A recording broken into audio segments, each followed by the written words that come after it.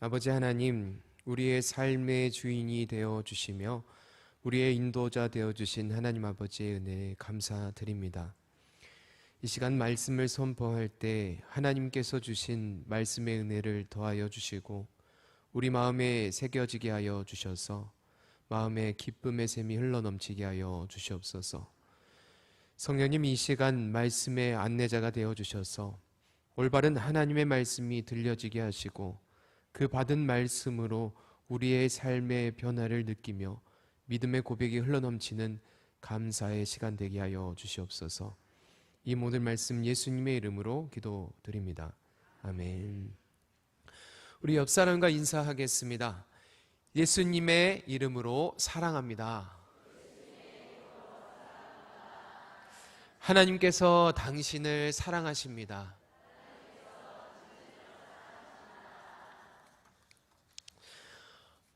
서기 79년도에는요, 로마 제국에 있는 폼페이라는 굉장히 유명한 도시가 있었습니다. 이 도시는 이 지중해 햇살을 맞으면서 굉장히 호화스러운 삶을 살아가는 도시였습니다.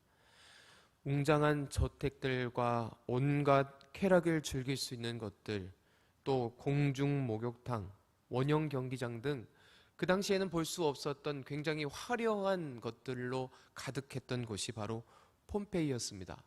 이처럼 이 폼페이라는 도시는 굉장히 부유하고 휘황찬란한 문화를 가지고 있었죠.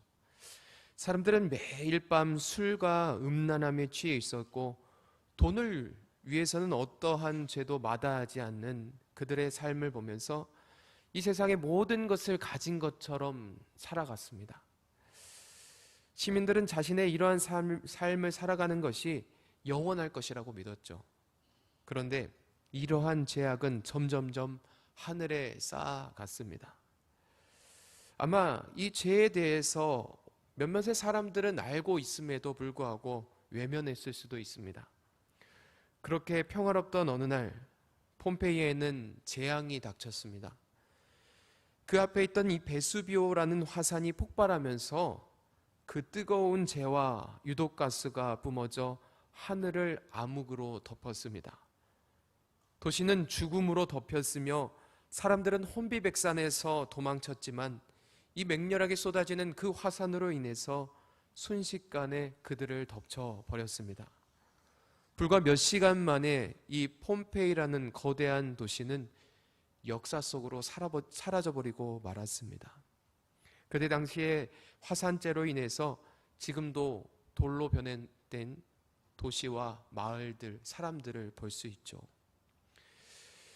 성도 여러분, 폼페이에 살아가는 사람들은 그 쾌락과 유의가 영원할 것이라고 생각했습니다. 세상의 부와 권력과 모든 쾌락이 자신들의 것이라고 자만했습니다.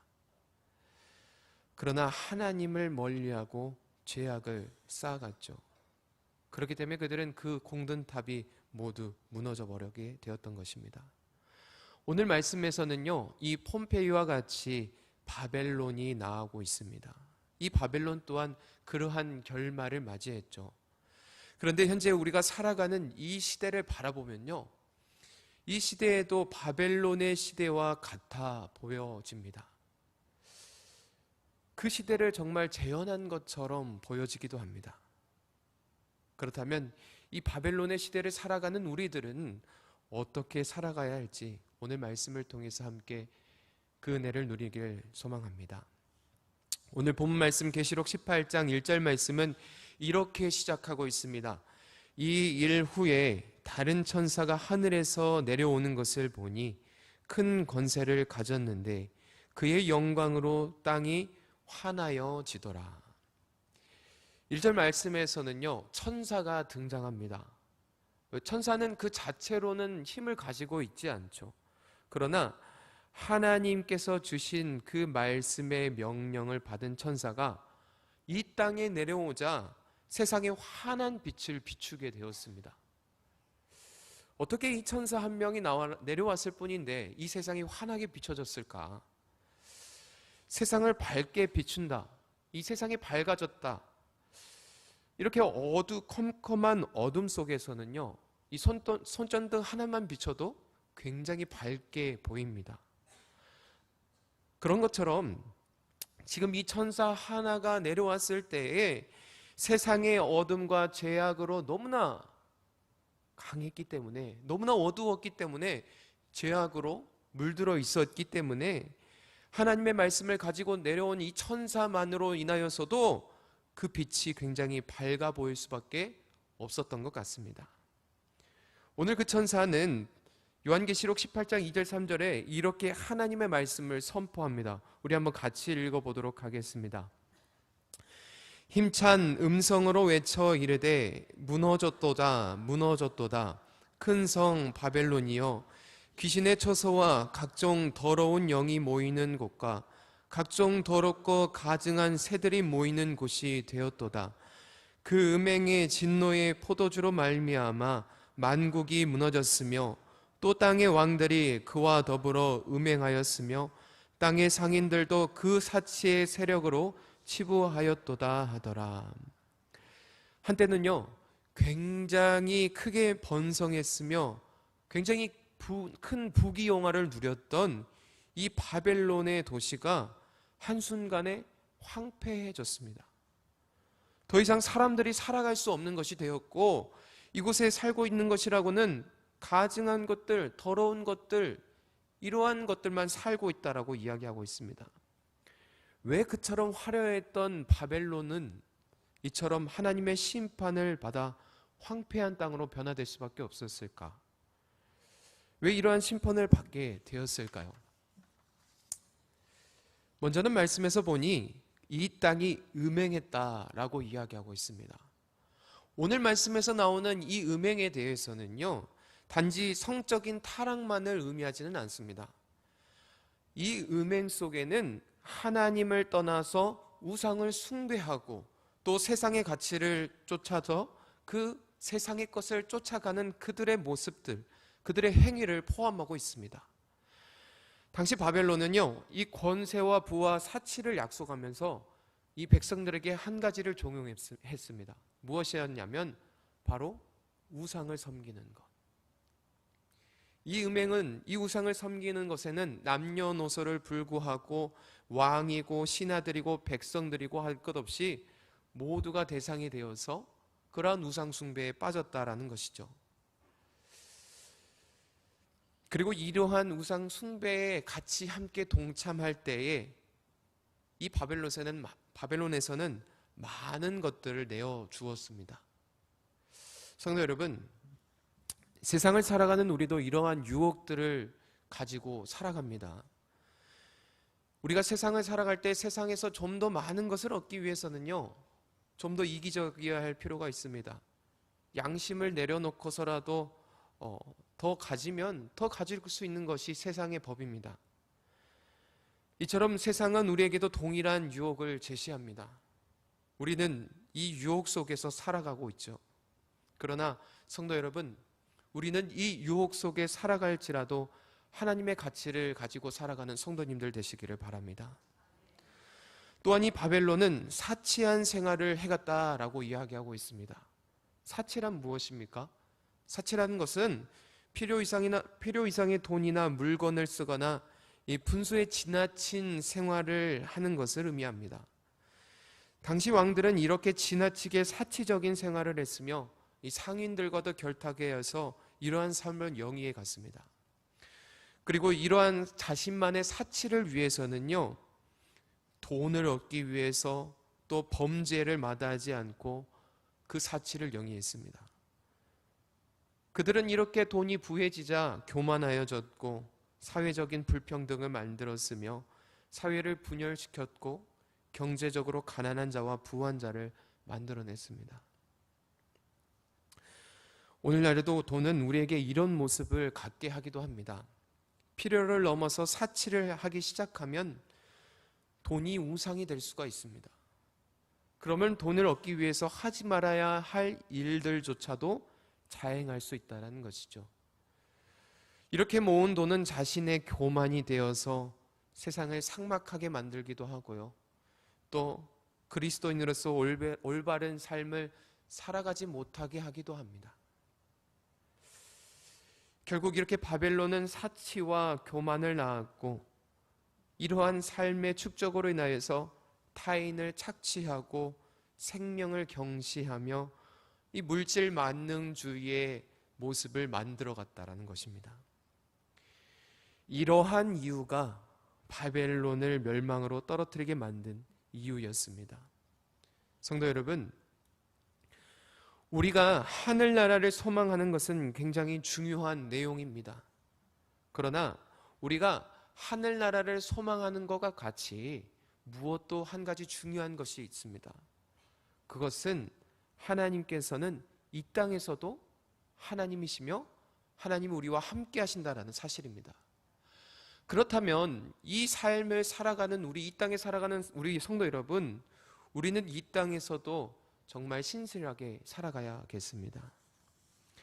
또한 하나님께서는 멸망받는 자들의 기준에 대해서도 말씀하십니다. 오늘 본문 요한계시록 18장 5절부터 7절 말씀입니다. 그의 죄는 하늘에 사무쳤으며 하나님은 그의 불의한 일을 기억하신지라. 그가 준 그대로 그에게 주고 그의 행위대로 갑절을 갚아주고 그가 섞은 잔에도 갑절이나 섞어 그에게 주라.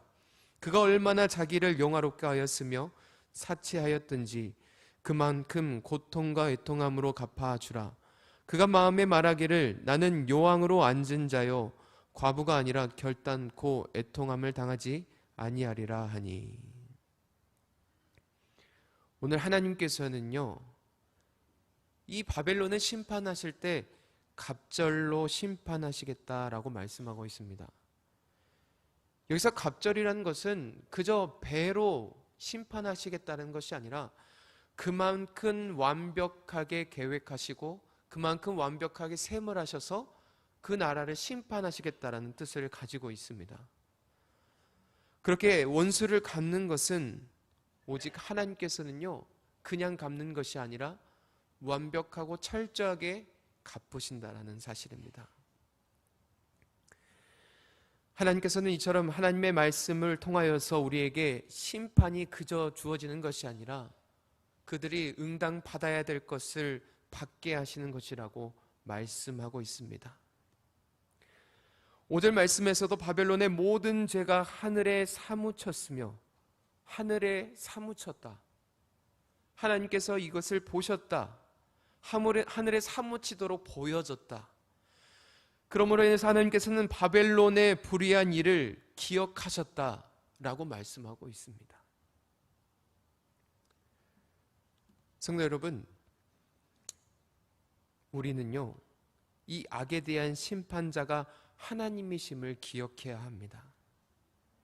하나님은요, 이 악에 대해서 공의를 실현하시는 분이십니다.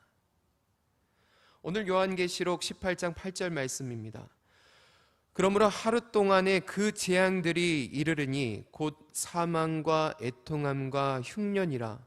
그가 또한 불에 살라지리니 그를 심판하시는 주 하나님은 강한 자이심이니라. 8절 말씀에서 보면 그들의 재앙이 사망과 애통함과 흉년이며 불의에 의한 살라짐이라고 말씀하고 있습니다. 사망과 재앙과 애통함과 흉년과 불의 살라짐.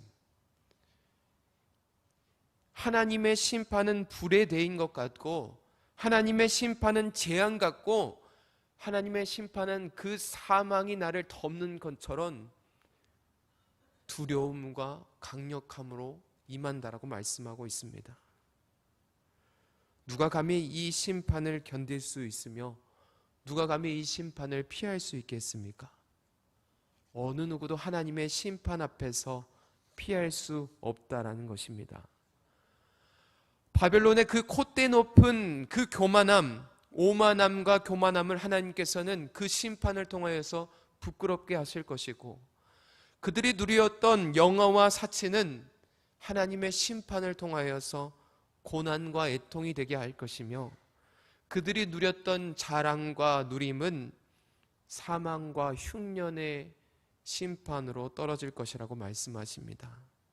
그런데 이 모든 재난이요, 오늘 말씀에서 보니까 단 하루 만에, 단 몇 시간 만에 이루어질 것이라고 말씀하고 있습니다.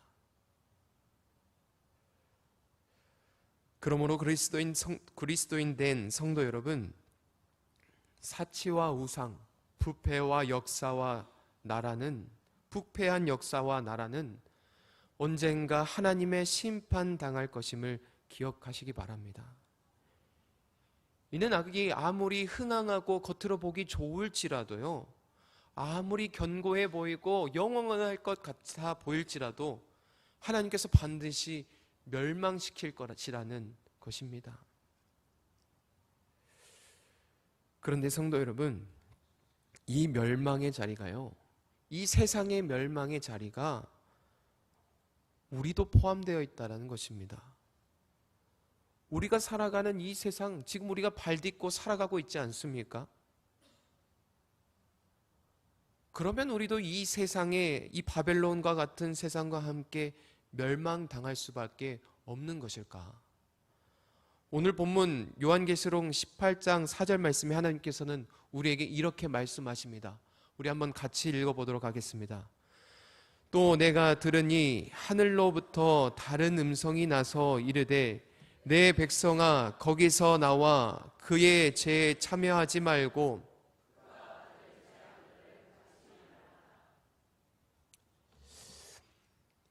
하나님께서는 바벨론의 멸망을 선언하실 때 그리스도인들을 향하여서 거기서 나오라고 말씀하고 계십니다.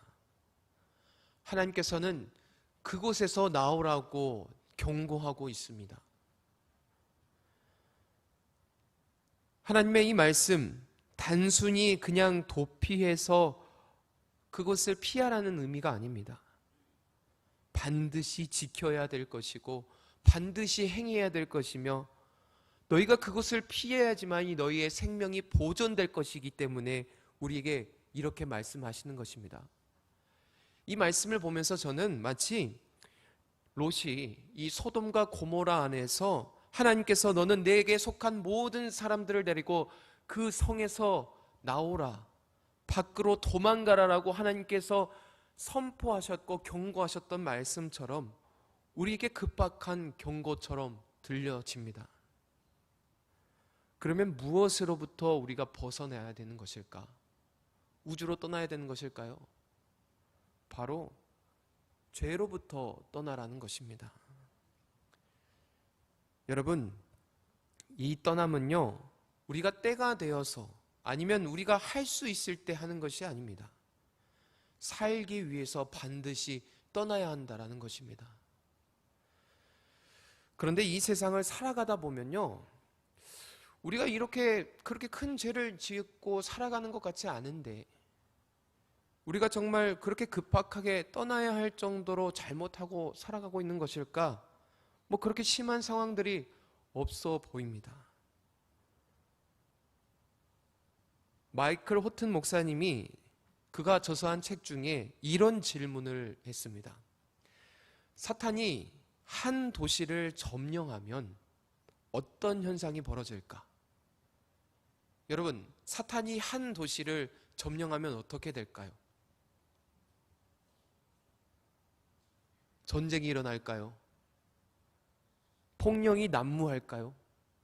아니면 미움과 다툼, 모든 안 좋은 일이 일어날까요? 사탄이 한 도시를 점령하면요, 우리가 생각하는 것과는 달리요, 굉장히 세련되지고 고급해지고 화려해지고 모두가 잘 살게 되어진다라고 이야기합니다. 그렇게 잘 살게 될 때 무엇이 틈타냐? 죄에 무감각해지게 만든다는 것입니다. 내가 지금 잘 살아가고 있구나, 내가 지금 평탄하구나, 내가 지금 아무 일이 없이 그냥 무난하게 살아가고 있구나, 그래서 나는 죄를 짓고 살아가고 있지 않구나 라고 하나님을 잊게 만드는 것이 사탄의 방법이라고 이야기합니다. 또 이 사탄이 한 도시를 점령하게 되면요, 교회가 문전성시를 이룰 것이라고 책에선 이야기합니다. 하지만 그 교회는 문전성시를 이루지만 아무도 예수 그리스도를 믿고 그 예수 그리스도의 삶을 살아내지 않으려고 한다라고 이야기합니다. 바로 이것이 우리가 세상에 무감각해지는 이유입니다. 교회는 왕성해지고 교회는 정말 커져가는데 자기가 주인공이 되어서 예수님은 나타나지 않고, 그러면서도 자기가 잘 되고 있기 때문에 나는 잘 믿고 살아간다라고 생각한다는 것이죠.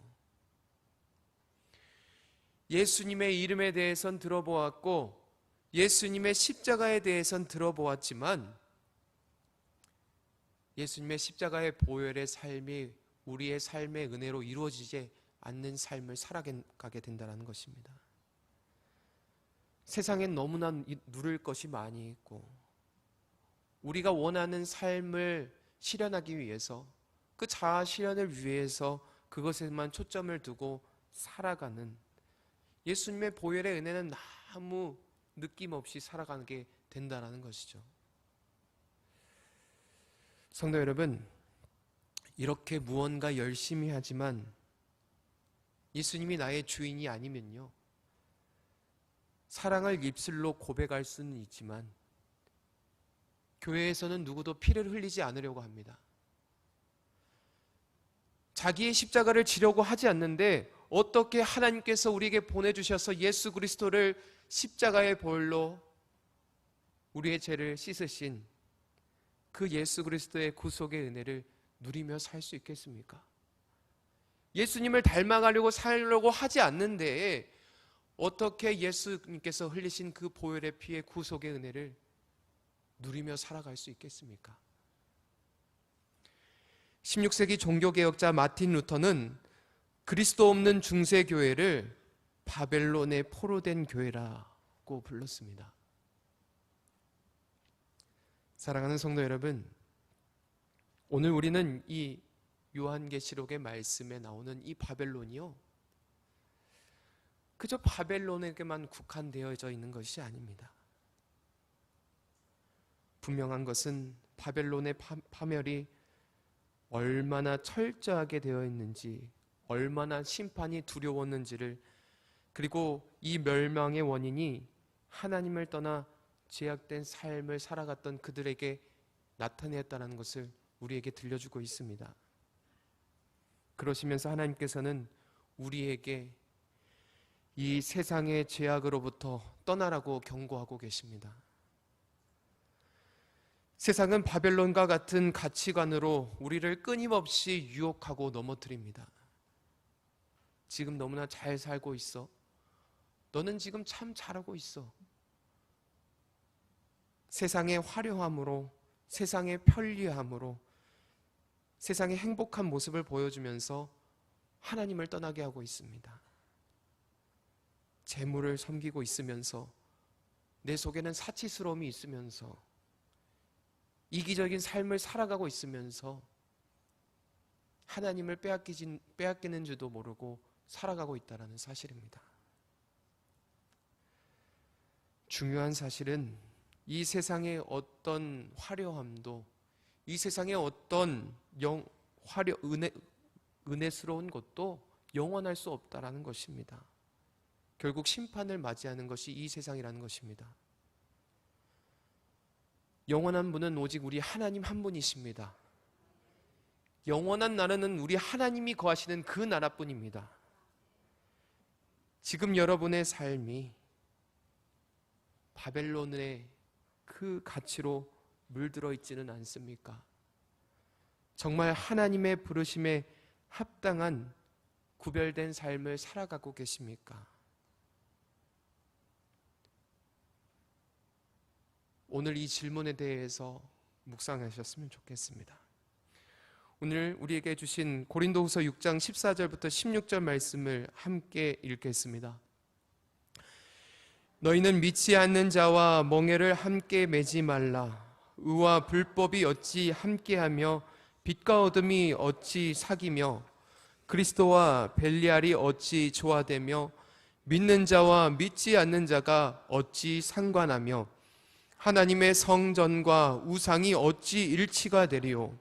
우리는 살아계신 하나님의 성전이라.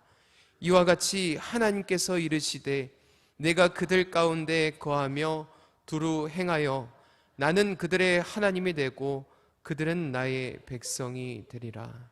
아멘. 성도 여러분, 우리는 하나님의 성전입니다.